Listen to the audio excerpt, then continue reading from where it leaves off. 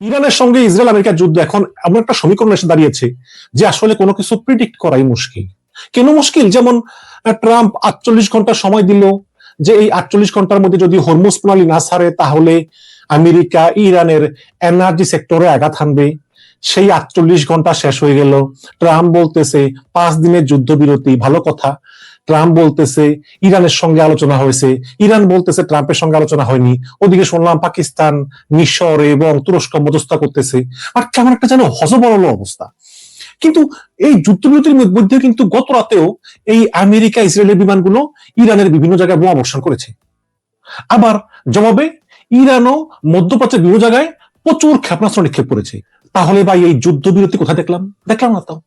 এখন এই যখন অবস্থা, তখন অনেকেই মনে করতেছেন যে শেষ পর্যন্ত হয়তো এই যুদ্ধবিরতি নাও হতে পারে, কারণ ইরান এত শক্ত অবস্থানে আছে, ইরান এত সুবিধাজনক অবস্থায় আছে যে ইরান আসলে আমেরিকার কোনো সিদ্ধান্ত মানবে না। কারণ এই ইরানকে 48 ঘন্টা হুমকি দেওয়ার পরে আবার ট্রাম্পের এই যুদ্ধবিরতি ঘোষণা, সে যেই কারণে হোক না কেন, সেটা ইরান বলতেছে অর্থনৈতিক কারণে, স্টক মার্কেট বাড়ানোর জন্য, তেলের দাম কমানোর জন্য, ঠিক আছে। কিন্তু যে কারণে ট্রাম্প ঘোষণা করুন তাকে যুদ্ধবিরতি, সমস্ত বিশ্ব বুঝে গিয়েছে ট্রাম্পের সীমাবদ্ধতা। বিশ্ব বুঝে গিয়েছে যে আমেরিকার ক্ষমতা কিন্তু সীমাহীন নয়, আমেরিকা চাইলেও অনেক কিছু পারে না। বিশ্লেষকরা মনে করেন যে এই ইরান আসলে বুঝিয়ে দিয়েছে যে আমেরিকা এবং ট্রাম্পের ক্ষমতা আসলে কত সীমিত এবং তারা কত দুর্বল, সেটা বিশ্ববাসীর চোখে আঙ্গুল দিয়ে দেখিয়ে দিয়েছে বলেই মনে করতেছেন বিশ্লেষকরা। বিশ্লেষকরা আরো মনে করেন যে প্রেসিডেন্ট ট্রাম্প ইরানের জ্বালানি সেক্টর ধ্বংস করার হুমকি দেওয়ার পরেও এই যে তিনি হঠাৎ করে 5 দিনের যুদ্ধবিরতিতে গেলেন এবং বললেন যে ইরানের সঙ্গে আলোচনা হয়েছে, অথচ ইরান বলছে কোনো আলোচনাই হয়নি, এতেই বোঝা যায় যে ট্রাম্প আসলে নমনীয় হয়ে পড়েছেন, তার আর কিছু করার নেই। এখন ট্রাম্প যখন বলতেছেন যে ইরানের জ্বালানি সেক্টরে হামলা চালাবো, সঙ্গে সঙ্গে ইরান বলতেছে যে তুমি যদি আমাদের জ্বালানি সেক্টরে হামলা চালাও তাহলে আমরা তো এই মধ্যপ্রাচ্য এবং ইসরায়েলের জ্বালানি সেক্টরে হামলা চালাবোই, প্লাস আমরা এই সমস্ত মধ্যপ্রাচ্যের পানি শোধন ব্যবস্থাকে একদম ধ্বংস করে দিব। পরে জাতিসংঘ সনদ বলল যে আরেকটি দেশের পানি শোধনাগারে হামলা চালানো এটা হচ্ছে গুরুতর মানবাধিকার লঙ্ঘন। তখন ইরান বলল যে আসলে পানি শোধনাগার না, আমাদের উপর যা হামলা আসবে আমরা তাই করব। যদি আমাদের জ্বালানি সেক্টরে হামলা চালায়, আমরাও মধ্যপ্রাচ্য ইসরায়েলের জ্বালানি সেক্টরে হামলা চালাবো। যদিও কথাও একই, যদি আপনার বিদ্যুৎ কেন্দ্রে হামলা চালায় তাহলে মধ্যপ্রাচ্যের দেশগুলো পানি শোধন করবে কিভাবে? বিদ্যুৎ ছাড়া সম্ভব না তো। এই কথার পরে মূলত মধ্যপ্রাচ্যের দেশগুলো নড়ে চড়ে বসে এবং তারা তাদের ওস্তাদ ট্রাম্পের হাতে পায়ে ধরে যে স্যার আর এবার চলা যায় না। যদি ইরান আমাদের পানি শোধনাগারে হামলা চালায় তাহলে কিন্তু আর বাঁচার কোনো উপায় নেই। এখন প্রশ্ন হচ্ছে যে কেন পানি এত গুরুত্বপূর্ণ মধ্যপ্রাচ্যের কাছে? যেই ট্রাম্প হরমুজ প্রণালী খুলে না দিলে ইরানের জ্বালানি সেক্টর ধ্বংস করে দিবেন, সেই ট্রাম্পই এখন বলতেছেন আমি আর আয়াতুল্লাহ মিলে এই হরমুজ পরিচালনা করব। কোন পরিস্থিতি ট্রাম্পকে আসলে এই কথা বলতে বাধ্য করলো? দর্শক, 1995 সনে একটা কথা খুব ছড়িয়ে পড়েছিল যে আমরা প্রথম বিশ্বযুদ্ধ দেখেছি, দ্বিতীয় বিশ্বযুদ্ধ দেখেছি, যদি কোনো তৃতীয় বিশ্বযুদ্ধ হয় সেটা হবে পানি নিয়ে। সে সময় মিশরীয় অর্থনীতিবিদ এবং বিশ্ব ব্যাংকের ভাইস প্রেসিডেন্ট ইসমাইল আলাদিন সিরাজি বলেছিলেন যে যদি কোনো কিছু নিয়ে তৃতীয় বিশ্বযুদ্ধ বাদে তাহলে সেটা হবে পানি নিয়ে। এর ঠিক 10 বছর পরে 2005 সালে আরেক মিশরীয় রাজনীতিবিদ বুট্টুস গালি, জাতিসংঘের সাবেক মহাসচিব বুট্টুস গালি, তিনিও বলেছিলেন যে যদি তৃতীয় বিশ্বযুদ্ধ হয় তাহলে সেটা হবে পানি নিয়ে। এবং জাতিসংঘের অপর মহাসচিব দক্ষিণ কোরিয়ার রাজনীতিবিদ বান কি মুন, তিনিও বলেছিলেন যে পানি নিয়ে বিশ্বে একটা ভয়ঙ্কর জটিলতা হতে পারে। একটা প্রতিবেদনে বলেছে যে ফরাসি প্রতিষ্ঠান ইনস্টিটিউট অফ ইন্টারন্যাশনাল রিলেশনস এর 2022 সালে তথ্যের বরাত দিয়ে সংবাদ প্রতিবেদনটিতে বলা হয়েছে যে আরব আমিরাতের মোট খাবার পানির চাহিদার প্রায় 42% সাগরের নোনা পানি পরিশোধন করে মেটানো হয়। এছাড়াও পানি শোধনাগারের উপর সৌদি আরবের নির্ভরতা প্রায় 70%, ওমানের প্রায় 86%, 86, কুয়েতের নির্ভরতা 90%, এবং সাগরের পানি শোধনাগারের উপর ধনী দেশ কাতারের নির্ভরতা 99%, বাহরাইনের 90%, এবং সারা বিশ্বে মোট পানি শোধনাগারের 42% হচ্ছে এই আরব দেশগুলোতে। এবং ওইখানে যদি ইরান এই পানি শোধনাগার ধ্বংস করে দেয় তাহলে মধ্যপ্রাচ্য বলে কিছুই থাকবে না। কারণ মধ্যপ্রাচ্যে আমার দেশের মতো নলকূপে পানি ওঠে না, ওইখানে পানির স্তর অনেক নিচে, ওইখানে সাগরের পানি, সাগরের নোনা পানি পরিশোধন করে মিষ্টি করে তারপর সরবরাহ করা হয়। এবং আরব দেশগুলো ধনী হলেও তেল আছে, গ্যাস আছে, কিন্তু পানির দিক দিয়ে তারা প্রচুর স্পর্শকাতর। শুধু কল্পনা করে দেখেন তো, যে আপনার বড় বড় বিল্ডিং, ইমারত, শান শকাত, অর্থ সম্পদ, ধন জৌলস, কিন্তু আপনার পানি নেই করে। কি অবস্থা আপনি বলেন তো? এই কারণেই আরব দেশগুলোর ভয়ে অন্তরাত্মা শুকিয়ে গিয়েছে, যে কি বলে জ্বালানি সেক্টর তো হামলা করবে ঠিক আছে, কিন্তু পানি শোধনাগার হামলা করলে তো বাঁচা যাবে না। এই কারণে তারা ট্রাম্পের হাতে পায়ে ধরেছে। এবং আরো ভয়ের কারণ হচ্ছে যে আপনারা জানেন হরমুজ প্রণালী, এই হরমুজ প্রণালীর এক পাশে হচ্ছে ইরান, আরেক পাশে হচ্ছে কাতার, সৌদি আরব, ওমান। এবং এই কাতার, সৌদি আরব, ওমানের বড় বড় যে পানি শোধনাগার গুলো আছে, ওগুলো কিন্তু ওইখানেই অবস্থিত। মানে এক পাশে ইরান হরমুজ প্রণালীর, আরেক পাশে হচ্ছে এই কাতার, ওমান এবং সৌদি আরবের পানি শোধনাগার। তার মানে হচ্ছে ইরান থেকে ওদের পানি শোধনাগারের দূরত্ব হচ্ছে ঢিল ছোড়া দূরত্ব, এত কাছে। ইচ্ছা করলে কিন্তু ইরান এগুলো সব একদম ধ্বংস করে তামা তামা করে দিতে পারে। এই কারণেই বিশ্লেষকরা মনে করেন যে পানি শোধনাগারে ইরানের হামলার হুমকি পাওয়ার পরই আসলে বাধ্য হয়ে ট্রাম্পের সুর নরম হয়েছে। আবার অনেকে মনে করেন যে আসলে ট্রাম্পের এই 5 দিনের যুদ্ধবিরতির কৌশল মাত্র, এতে ট্রাম্প এক ঢিলে 2 পাখি মারতেছেন। গতকালকে যখন ট্রাম্প যুদ্ধবিরতি ঘোষণা করেছেন, তখন বিশ্বে স্টক মার্কেটের দাম বেড়ে গিয়েছে এবং তেলের দাম কমে গিয়েছে এবং মোটামুটি বিশ্ব অর্থনীতি একটা চাঙ্গা ভাব পরিলক্ষিত হচ্ছে। আর এই 5 দিনে ট্রাম্পের যে অস্ত্র শস্ত্রের যে স্বল্পতা, এগুলো মিটানোর চেষ্টা করবেন।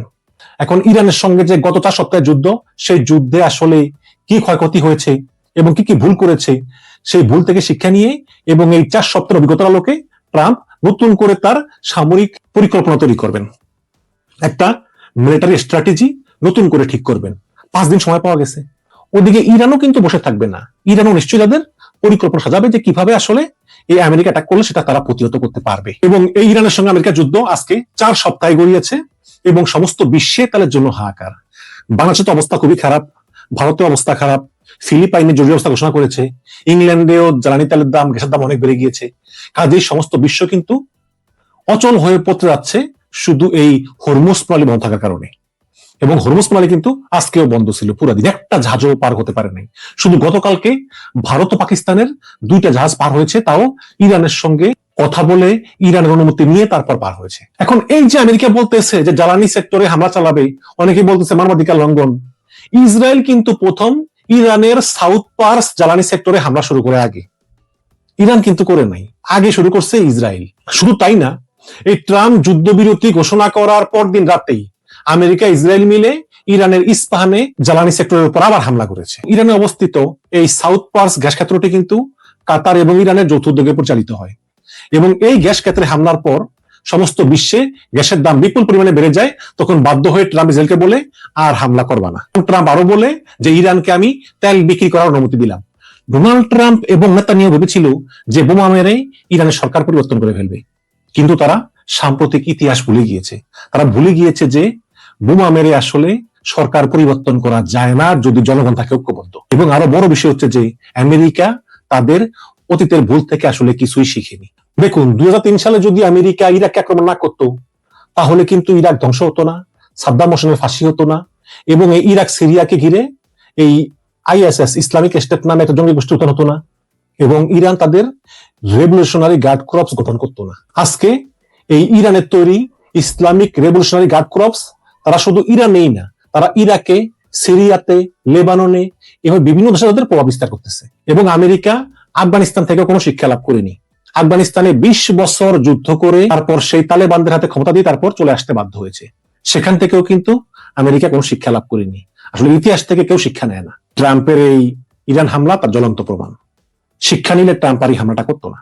এবং বিশ্লেষকরা মনে করতেছেন যে এই ট্রাম্পের নমনীয় হওয়ার আরেকটা কারণ হচ্ছে ইরান বলছে যদি আমাদের উপর হামলা অব্যাহত থাকে এবং হামলা হয়, তাহলে আমরা পুরো হরমুজ প্রণালীতে ওয়াটার মাইন বসিয়ে দেব। এই ওয়াটার মাইন হচ্ছে পানির নিচে কয় ফুট নিচে একটা মাইন, জাহাজের সঙ্গে বাড়ি খেলেই বিকট ভাবে বিস্ফোরিত হয় এবং পুরো জাহাজ ধ্বংস হয়ে যায়। এবং এই সব মাইন পাতার প্রভাব এতই সুদূর প্রসারী যে এই সব মাইন অপসারণ করতে করতে কয়েক বছর লেগে যেতে পারে।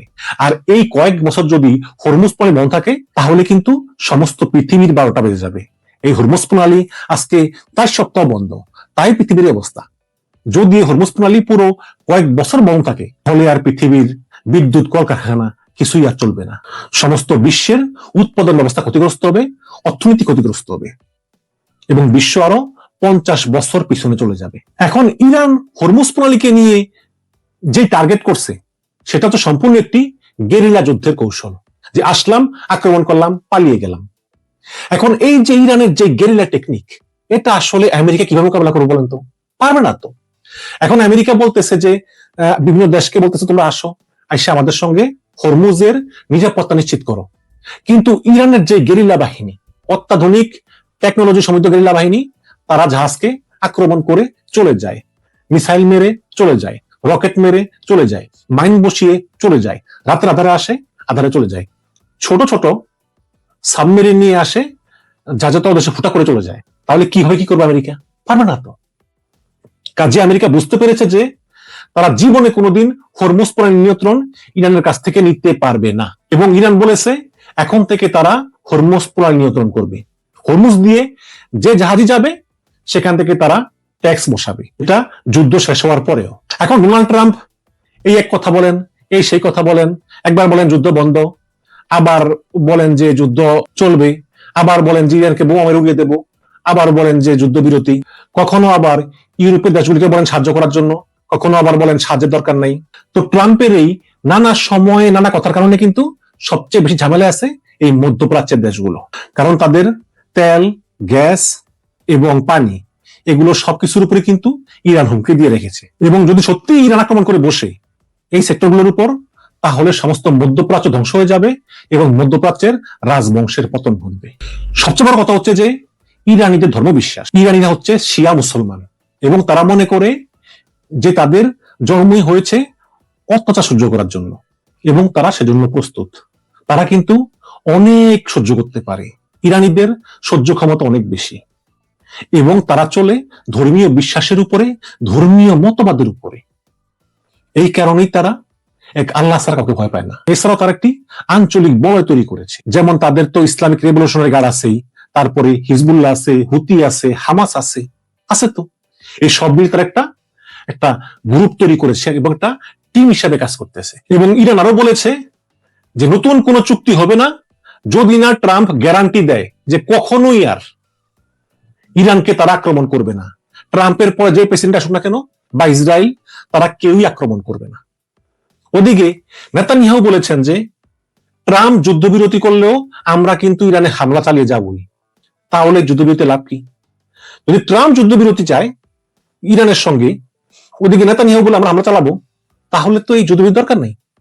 তাহলে ইরানের দাবি হচ্ছে ট্রাম্প এবং নেতানিয়াহু দুইজন বসে সিদ্ধান্ত নিবে যে আমরা আর কোনোদিন ইরানে হামলা চালাবো না, আমরা ইরানকে ক্ষতিপূরণ দেব, এবং এই হরমুজ প্রণালী ইরানি নিয়ন্ত্রণ করবে। এটা কি ট্রাম্প মানবে?